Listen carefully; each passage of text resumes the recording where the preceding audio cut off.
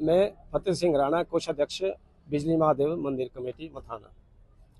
तो हमने एक एनजीटी में जो एक याचिका दायर की है, ये 14 अक्टूबर को की है और 17 अक्टूबर को पहली हियरिंग थी इसकी। तो उसमें जो है एनजीटी जो है, इन्होंने हरे भरे पेड़ कटे, बिजली महादेव रोपवे के जो विरोध में हमने एनजीटी में याचिका दायर की थी।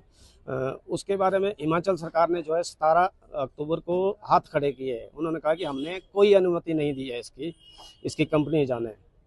और उसके बाद अगली हियरिंग जो थी वो 30 अक्टूबर को थी। तो उस दिन भी इनका ना ही कंपनी का ना ही हिमाचल सरकार का कोई जवाब नहीं आया। एनजीटी ने जो है हिमाचल सरकार को 3 दिन के अंदर जवाब देने को कहा है और एनएचएलएम कंपनी को 1 सप्ताह का टाइम दिया हुआ है और 13 तारीख को अगली हियरिंग है। तो मुझे लग रहा है जो जवाब देने में इतनी आनाकानी कर रहे हैं, तो इन्होंने अनियमितताएं बरती गई है, बहुत सारी अनियमितताएं बरती गई है, तब ये जवाब नहीं दे रहे टाइम से। बाकी जो वन अधिकार समितियां हैं, इन्होंने भी एनओसी दिया है। एक पेछा वन अधिकार समिति पेछा, वन अधिकार समिति तलोगी और वन अधिकार समिति बल 2। सबसे पहले तो है कि अगर इन्होंने 90 दिन कमेटी का गठन होने के बाद अगर 90 दिन के अंदर कोई कार्य नहीं किया तो वो ऑटोमेटिकली कमेटी कैंसिल है, उनको कोई अधिकार नहीं है एनओसी देने का। उसके बाद भी हमें लग रहा है कि कुछ अध्यक्षों ने, वन अधिकार समिति के अध्यक्षों ने हमारे से कहा है कि जो हस्ताक्षर इनके कटिंग करके हुए हैं, तो हमने तो हस्ताक्षर ही नहीं इसमें किया है, तो इसका मतलब ये तो फर्जी तौर पर बनाया गया दफ्तर बैठ के।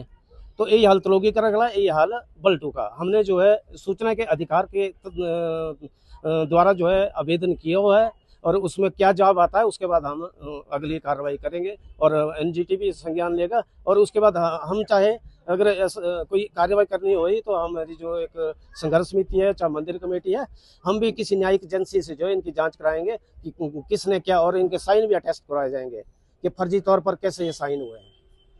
25 तरह की तो फॉर्मेलिटियां पूरी करनी थी इनको, लेकिन मुझे लग रहा है कि नहीं की है, और जो की भी होगी तो फर्जी तरीके से इन्होंने तैयार की हुई है दफ्तर बैठक में। और वन अधिकार की समिति के उससे ही हमें लग रहा है इन्होंने फर्जी तरीके से दफ्तर में बैठ के जो है फॉर्मेलिटीज पूरी की है। और 25 तरह की तो इन्होंने बिल्कुल की ही नहीं है, इसमें अनियमितता है। और हरे भरे पेड़ों की जो बलि दी है, इसके जिम्मेदार कौन होंगे? जिन्होंने जो अगर फर्जी तरीके से की है वही इसके जिम्मेदार होंगे और उनको ही दोषी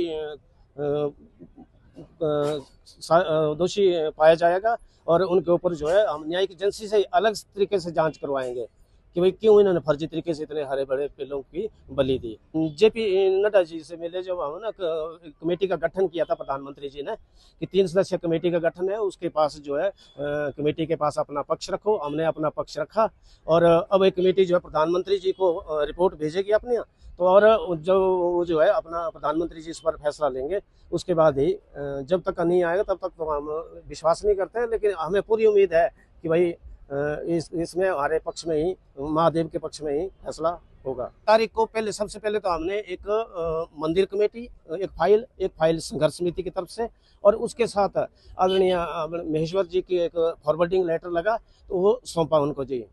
उसमें पूरा सारा कुछ है, त्रासदी के जो दरारें पड़ी है, पेड़ कटे हैं, और जो भी हमने पत्र व्यवहार किया है हिमाचल सरकार से, राज्यपाल से, प्रधानमंत्री से, नितिन गडकरी जी से, जो भी हमने 2023 से लेकर पत्र व्यवहार किया है उसकी प्रतियां भी और बहुत सारे दस्तावेज हमने सौंपे उनको। और उसके बाद हमने बताया कि भाई देवी देवताओं ने कहा है कि ये अभी तो एक लोटा ही फेरा है, बाकी अभी तो बहुत कुछ होगा, तबाही होगी, वो भी बताया। और जो बिजली महादेव में त्रासदी, छेड़खानी से त्रासदी हुई हिमाचल प्रदेश के अंदर 3 बारी, उसका जिक्र भी किया। और उसके बाद जो राजा महेश्वर जी ने जो जगती हुई उसका भी बताया कि सभी देवता रुष्ट है, नाराज है।